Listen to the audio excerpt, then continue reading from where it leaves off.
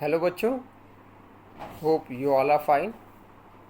So in the previous lecture we have discussed about the stomach and its secretion. So today's discussion topic is liver. So first of all we have to know a few basic thing about the liver. Its weight is 1.5 kg. Clear? And liver is the largest gland of our body. Means जो liver होता है ये सब body की सबसे बड़ी ग्रंथि होती है. Clear? Now, here you are seeing that term is written, that's a gland. So we have to know what is gland.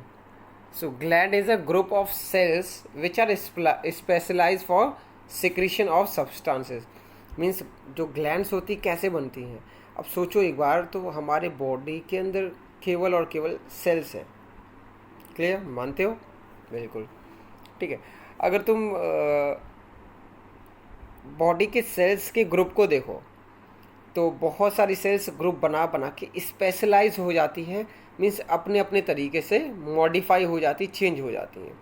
तो कुछ ग्रुप ऑफ सेल्स क्या होती हैं, अपना ग्रुप बनाती हैं और स्पेशलाइज हो जाती हैं. वो सिक्रीशन करने लगती हैं, मतलब अपने सेल से कुछ चीज़ों का स्राव करने लगती हैं, मतलब सब्सटेंसेस को निकालने लगती हैं. तो ऐसी हम ग्रुप ऑफ सेल्स को हम एक पर्टिकुलर नेम देते हैं, उन्हें क्या बोलते हैं? ग्लैंड बोलते हैं. क्लियर? अभी तुम ग्लैंड देखोगे तो फिर दो तरीके का दिखाई देगा. एक एक्सोक्राइन होता है ग्लैंड और एक एंडोक्राइन ग्लैंड होता है. देखो ये जो ग्लैंड है एंडोक्राइन और एक्सोक्राइन, ये क्या होते हैं? देखो एंडोक्राइन ऐसे ग्लैंड होते हैं, एंडोक्राइन ऐसे ग्लैंड होते हैं जिनका सिक्रीशन बिना डक्ट के होता है. मतलब इनका सिक्रीशन डक्टलेस होता है, मतलब इसमें डक्ट नहीं होती हैं. बात यहाँ पे आती है कि डक्ट क्या होता है. So duct is a nothing, it is a tube. तो जब भी किसी ग्लैंड का सिक्रीशन ट्यूब के थ्रू ना हो तो वो एंडोक्राइन ग्लैंड कहलाएगा. ठीक है. अगर किसी ग्लैंड का सिक्रीशन ट्यूब के थ्रू हो रहा है तो वो कहलाएगा एक्सोक्राइन ग्लैंड. ठीक है. तो gland whose secretion occur through a duct known as exocrine gland. बात क्लियर हो रही है? अभी तुम एग्जाम्पल देखोगे तो कहाँ कहाँ ये ग्लैंड्स तुम्हें दिखाई देंगी. तो जितने भी हार्मोन सिक्रीट करने वाले ग्लैंड हैं, मतलब बॉडी के अंदर कुछ केमिकल मैसेंजर्स बनते हैं, उन्हें हम हार्मोन के नाम से जानते हैं. ठीक. तो जो हार्मोन बनाने वाले ग्लैंड्स हैं वो एंडोक्राइन नेचर के होते हैं. ठीक है. वो डायरेक्ट सिक्रीशन मतलब अपना निकालते हैं, किसी डक्ट के थ्रू नहीं होता, वो डायरेक्टली निकल जाता है और जितनी भी आस पड़ोस की सेल्स होती हैं उसमें मतलब तैरने लगती हैं. ठीक है. डूब जाती है. अभी तुम एक्सोक्राइन को देखोगे तो जितने भी एंजाइम सिक्रीट करने वाले ग्लैंड हैं वो क्या कहलाएंगे? Exocrine gland. जैसे कि हमने पढ़ रखा है, माउथ में होता था ये सलाइवरी ग्लैंड. ठीक है. सलाइवरी ग्लैंड हमने देखा था, वो भी कैसे नेचर का था? एक्सोक्राइन या एंडोक्राइन? एक्सोक्राइन नेचर का, क्योंकि वो एंजाइम निकालता था. क्लियर? ऐसे हमने स्टमक में पढ़ा है. सोचो स्टमक में कौन सा ग्लैंड होगा? यस, एक्सोक्राइन ग्लैंड होगा, क्योंकि वहाँ पे भी एंजाइम सिक्रीशन होता था. क्लियर हो रही बात? पक्का क्लियर हो गई? चलो अभी क्या करना है, तुम ग्लैंड वाला जो हेडिंग है इसको तुम बॉक्स के अंदर लिखना. ठीक है. इसको बॉक्स के अंदर बना के राइट करना. देखो डॉट डॉट लाइन से दिखाया भी गया है. ठीक है. अगला क्या होता है कि लीवर के बारे में अब हम बात करें तो लीवर की यूनिट होती है. जैसे हमारे बॉडी की यूनिट है क्या? सेल. और तो लिविंग ऑर्गेनिज्म की या फिर बोले ह्यूमन बॉडी की स्ट्रक्चरल और फंक्शनल यूनिट सेल होती है. ऐसे ही लीवर भी छोटी छोटी चीज़ों से मिल के बना होता है, जिसे हम हिपैटिक लोब्यूल बोलते हैं. क्या बोलते हैं? Hepatic lobule. और हिपैटिक जो वर्ड है, हिपैटिक का मतलब होता है लीवर. तो लीवर के लिए हम वर्ड यूज़ करते हैं हिपैटिक. ठीक है. लोब्यूल मतलब होता है छोटे छोटे स्ट्रक्चर्स होते हैं, छोटे छोटे कमरे होते हैं, लोब्स बने होते हैं, उन्हीं के जैसे स्ट्रक्चर होते हैं और उन्हीं से लीवर का फॉर्मेशन होता है. ठीक है. You can see in the picture में चेक देखो तो आपको दिखाई दे रहा होगा ये छोटे छोटे लोब्यूल है. ये देखो छोटे छोटे लोब्यूल आपको दिखाई दे रहे हैं. एक लोब्यूल ये बड़ा सा दिखाई दे रहा है और साइड में क्या आपको और भी लोब्यूल्स दिखाई दे रहे हैं। तो इन्हीं लोब्यूल से मिल के बना होता है कौन? लीवर, ठीक है। और लीवर के अंदर जो सेल्स होगी उसे बोलेंगे हिपैटोसाइट। हिपैटो मतलब लीवर, साइट मतलब सेल। लीवर की सेल को हम लोग हिपैटोसाइट के नाम से आते हैं। क्लियर हुई बात? चलो अभी फिर से देखते हैं जो बचे हुए पॉइंट है। अगला क्या है कि जो लीवर है इसका जो सिक्रीशन है उसे हम बाइल बोलते हैं। तो लीवर जो एंजाइम या फिर बोले जो भी केमिकल्स का ये सिक्रीशन करता है उसे हम बाइल नाम से जानते हैं। तो bile is a secretion of liver, ठीक। चलो आगे आओ। अब बाइल का तुम्हें देखना है कि बाइल में क्या क्या होता है, मतलब बाइल का कंपोजिशन क्या होता है। तो पहले तो ये जानो कि बाइल कितना निकलता है। तो इन अ डे बाइल का जो सिक्रेटरी अमाउंट होता है वो होता है 500 ml से लेके 1000 ml तक, मतलब आधा लीटर से लेके 1 लीटर तक सिक्रीट होता है, मतलब एक दिन में किसी ह्यूमन बॉडी के अंदर। अभी तुम देखो बाइल के अंदर क्या क्या होता है। तो बाइल कंटेन्स क्या क्या होता है। पहले तो बाइल सॉल्ट्स होता है, इसमें बाइल के सॉल्ट्स होते हैं जैसे कि सोडियम टोरोकोलेट और सोडियम S4 यहाँ पे जो है S लिखा है, इससे क्या, इसका मतलब क्या होता है? सोडियम, ठीक है। तो सोडियम ग्लाइकोकोलेट, ठीक। ये दो बाइल सॉल्ट्स हैं। अभी तुम बाइल पिगमेंट को देखोगे। अगला बाइल में क्या होता है? Bile pigment. तो बाइल पिगमेंट दो होते हैं, एक बिलिरुबिन होता है और बिलीबर्डिन। ये दोनों बॉडी की वेस्ट के तरीके होते हैं, मतलब बॉडी के अंदर जो बनते हैं एज अ वेस्ट बनते हैं, तो वो बाइल के थ्रू बाहर निकल जाते हैं, ठीक है। तुम कभी बिलिरुबिन का जो कलर देखोगे तो बिलिरुबिन का कलर जो होता है वो होता है येलोइश कलर। कैसा कलर होता है? येलोइश कलर होता है। और बिलिरुबिन की जब अमाउंट एक्सेस हो जाती है, मतलब बहुत ज़्यादा हो जाती है बॉडी में, तब उस कंडीशन को हम बोलते हैं जॉन्डिस। तब हमें पीलिया हो जाता है। और बिलिरुबिन का डिपोजिशन सबसे ज़्यादा तुम्हें स्क्लेरा में दिखता है। स्क्लेरा कहाँ है?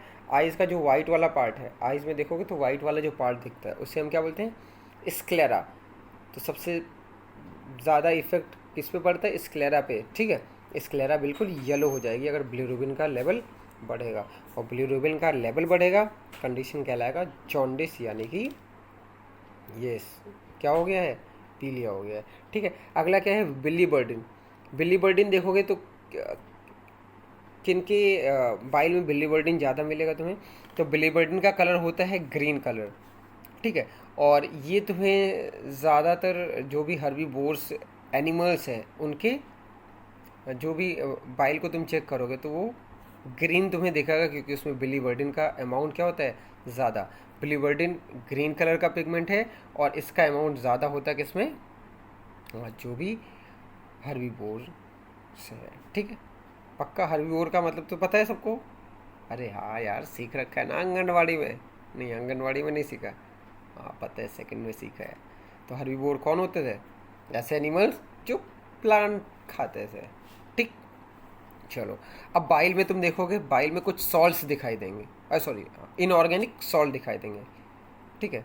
हाँ, इनऑर्गेनिक सॉल्ट्स या तुम मिनरल्स बोल सकते हो, जैसे क्लोराइड आयन दिखेगा, ठीक है। कार्बोनेट दिखेगा, CO3-2 को बोलते हैं कार्बोनेट्स, PO4-3 को बोलते हैं फॉस्फेट।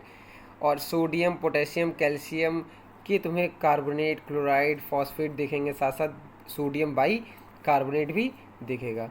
तो ये बाइल का कंपोजिशन है, बाइल के अंदर चीज़ें क्या क्या होती हैं इसके बारे में हमने देखा। अभी तुम स्ट्रक्चरली तुम लीवर को देख सकते हो, लीवर कैसा होता है, क्या क्या कैसे कैसे इसका सिक्रेशन आता है। तो देखो यहाँ पर ध्यान से, तो यहाँ पे ये जो स्ट्रक्चर तुम्हें दिख रहा है ऊपर, ये क्या है? लीवर है,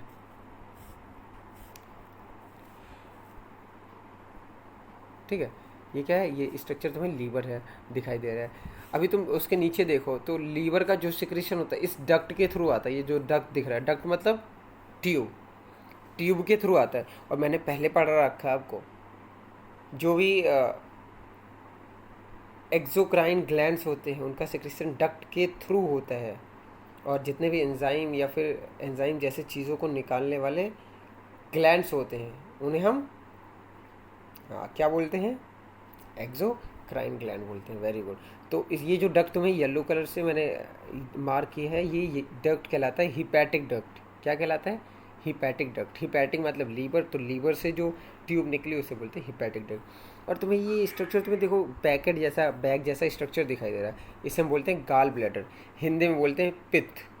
ठीक, तो जो भी लीवर सिक्रीशन करता है मतलब बाइल निकालता है, वो आके स्टोर होता है इसी गाल ब्लैडर के अंदर। और गाल ब्लैडर के अंदर कंसंट्रेट होता है, कंसंट्रेट मतलब गाढ़ा होता है, मतलब जो भी पानी रहता है वो गाल ब्लैडर के अंदर एब्जॉर्ब हो जाता है। और जो बाइल है, जो लीवर बाइल निकालता है जब गाल ब्लैडर में आता है, ठीक है, उसका पानी एब्जॉर्बशन के बाद जो बाइल बचता है उसका जो कंसंट्रेशन लेवल है 5 से 10 गुना बढ़ जाता है। मतलब कि अगर पानी रहा होगा उस बाइल के साथ, तो बाइल का मतलब बाइल का जो वाटर है वो लगभग 5 गुना वाटर ख़त्म हो गया, 5 से 10 गुना वाटर ख़त्म हो गया होगा। तो कंसंट्रेशन लेवल कितना होता है, 5 से 10 गुना ज़्यादा हो जाता है जब वो गाल ब्लैडर के अंदर आता है। ठीक, बात समझ में आई? नहीं समझ में आई तो इतना समझो कि बाइल आएगा गॉल ब्लैडर के अंदर, गॉल ब्लैडर के अंदर वाटर सोख लिया जाएगा, मतलब जो भी वाटर है वो वाटर एब्जॉर्ब कर लिया जाएगा और जो बाइल है वो गाढ़ा हो जाएगा, कंसंट्रेट हो जाएगा। फिर ये आगे निकलेगा, इस डक्ट का भी नाम होता है, इसको बोलते हैं common hepatic duct. Common hepatic मतलब लीवर से भी और गाल ब्लैडर से कॉमन है, ठीक है। और ये फिर आएगा, यहाँ पे तुम्हें डक्ट दिखाई दे रहा है ये, और ये स्ट्रक्चर दिखाई दे रहा है, इसे बोलते हैं पैनक्रियाज। क्या बोलते हैं? पैनक्रियाज, हिंदी बोलते हैं अग्नाशय। अभी हम देखेंगे पैनक्रियाज जो होता है बॉडी का सेकेंड लार्जेस्ट ग्लैंड होता है, ठीक है। चलो, पैनक्रियाज से एक डक्ट तुम्हें दिखाई दे रही है यहाँ पे, ध्यान से देखो, यहाँ पे एक डक्ट दिखाई दे रही है पैनक्रियाज से जो डायरेक्ट निकली, इसे हम क्या बोलते हैं? पैनक्रियाटिक डक्ट बोलते हैं, ठीक है।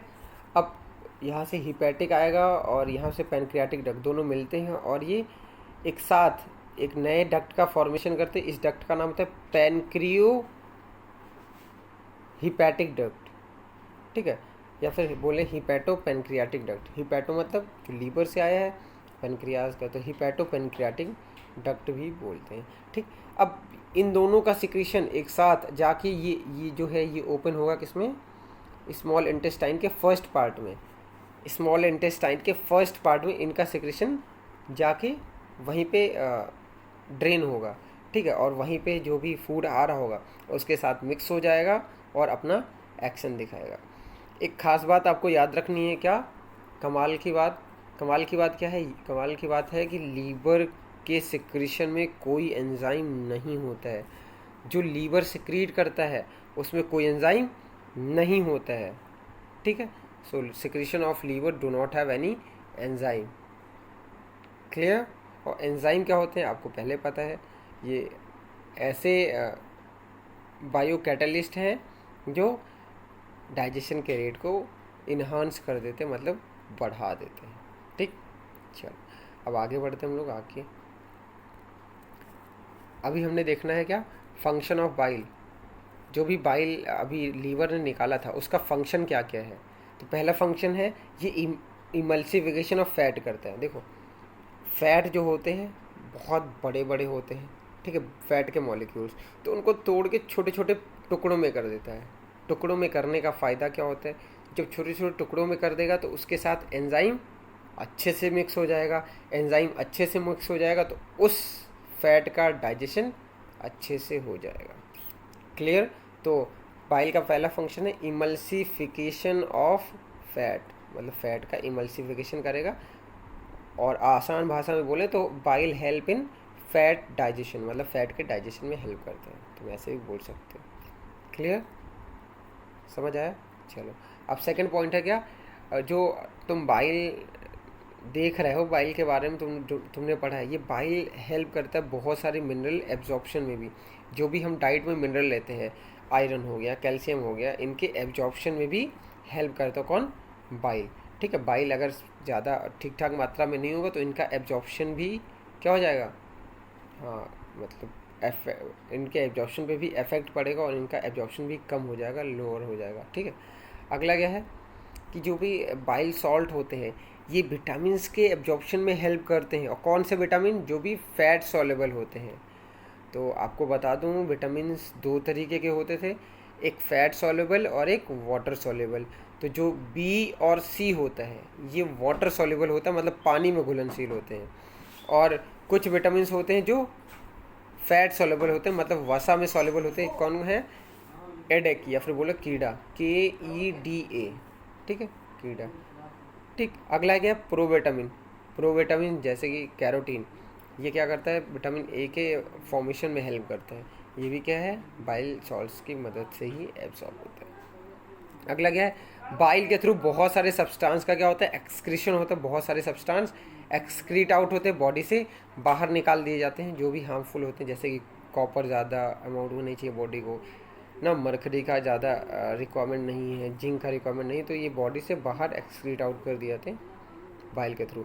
बहुत सारे टॉक्सिन्स हैं, वो भी बॉडी के बाहर रिलीज़ आउट कर दिए जाते हैं। बैक्टीरियाज भी बॉडी के बाहर रिलीज़ कर दिए जाते हैं। इसके साथ साथ कोलेस्ट्रॉल ना, ये भी बॉडी के बाहर बाइल के थ्रू एक्सक्रीट आउट कर दिया जाता है।